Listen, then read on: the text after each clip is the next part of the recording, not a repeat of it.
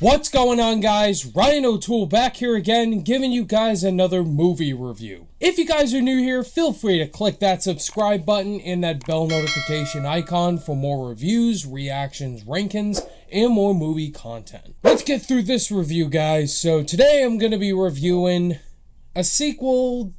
Did anybody ask for this sequel? I sure didn't.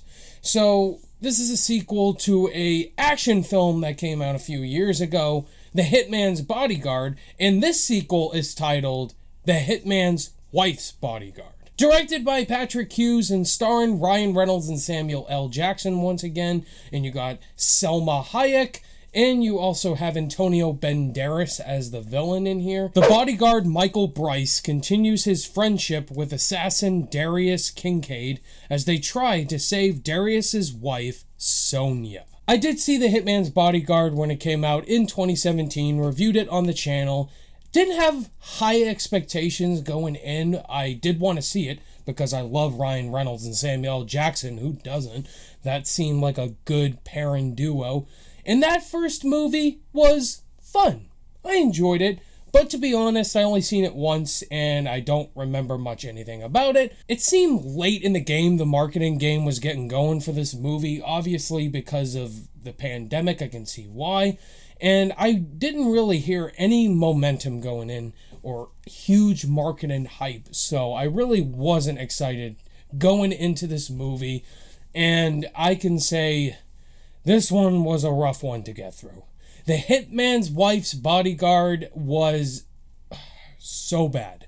Really bad. Utter garbage. Patrick Hughes, the director, the way he's able to film action scenes, especially in the first Hitman's Bodyguard film, the action in here is just on par with the first one. The action is actually really well filmed and really well staged. I would say the action in this film is definitely brought up to a different level in here. There's more intense stunts going down. There's this one car chase with a helicopter chasing them on a bridge. I thought that was a really cool set piece. There's also this bar fight that happens. I thought was pretty cool. I gotta give props as well to the cast and crew for this movie and Patrick Hughes, the director. How they were able to get all of these A-plus Hollywood stars in this movie. You got Ryan Reynolds, Sam Jackson, Selma Hayek. Morgan Freeman, I forgot to mention, is in this movie. How in the heck did they get Morgan Freeman? They must have spent half of their budget of a paycheck to get Morgan Freeman. Ryan Reynolds' character, Michael, in here, he's supposed to play off this perfect bodyguard character.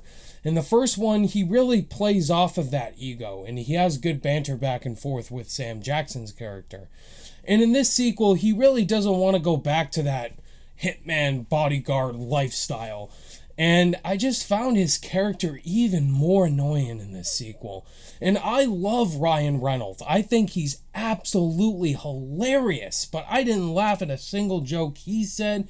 And Samuel L. Jackson in here. I think he's annoying in both of these movies. Like I mentioned in my review for the first Hitman's Bodyguard, I count how many times he says motherfucker in both of these movies.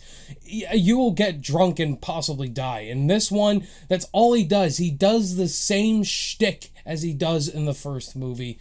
I just was so annoyed by these characters. I didn't find them funny at all in this sequel. It's like you don't buy them as friends. You don't buy that camaraderie at all with all three of these people. Selma Hayek can also be a great funny actress, but she's probably the most annoying in this sequel. Every joke she says is definitely very loud, aggressive, just like, Sam Jackson's character. They're married.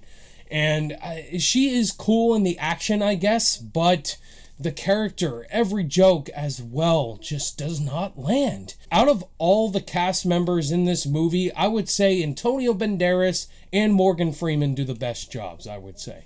Antonio Banderas plays the lead antagonist in this movie. He's like this Al Pacino Scarface villain. He's this leader, like this mafia crew that he leads with all these pit dogs. And Antonio Banderas, he's really cool in here. He's really, intimidating at times, but I wish his character had more to do and more screen time, because he was probably one of the bright spots of the actors in this movie. And Morgan Freeman. I wish there was more of him, because I actually love Morgan Freeman in here. He was pretty funny at times. And it pretty much borrows a lot of aspects from the first movie. The story really doesn't go anywhere at all. Each character really doesn't have a challenge in front of them. And the way they fight our antagonists in this movie, they're like freaking invincible. There's like no really big flaws about any of these people. There's no real villains that challenge them, and it's just boom, dead. Like no real challenge at all in any movies. My favorite part about a villain is when they're physically superior to our lead hero, like Bane from The Dark Knight Rises, played excellently by Tom Hardy. He freaking destroys and almost kills Batman in the very first fight. He was a physical dominant presence to our lead hero. All the villains in here are no match for all three of our heroes, and I just can't stand that. I like challenge, you know what I mean? I was this close, guys, to walking out about halfway or last 20-30 minutes of this movie. Before I give you guys my final overall thoughts on the Hitman's Wife's Bodyguard, if this is your guys' first time checking out the channel and you enjoyed my review on this movie, if you like this movie, I apologize, but that's just my honest opinion. If you want to see more content like this, guys, definitely hit that like button. Consider clicking that subscribe button. I do reviews every week on the channel. I talk Loki every Wednesday. I do live Q&As, ranking videos, and I talk tons of movie, guys. Hit that like and subscribe button. Come join this awesome community. The Hitman's Wife's Bodyguard may as well hit me in the face multiple times to keep me interested in this movie. This provides nothing new to the table, guys. If you didn't like the first one, don't check this one out. It's even worse. And there's just nothing exciting about this movie at all. Nothing new. Really boring. Really unfunny. And just a chore to get through. On my rating scale, I'm going to give the Hitman's Wife's Bodyguard a D-. This close to getting an F. This close, but there are slight redeeming qualities with those actors in the action. But it was this close, guys.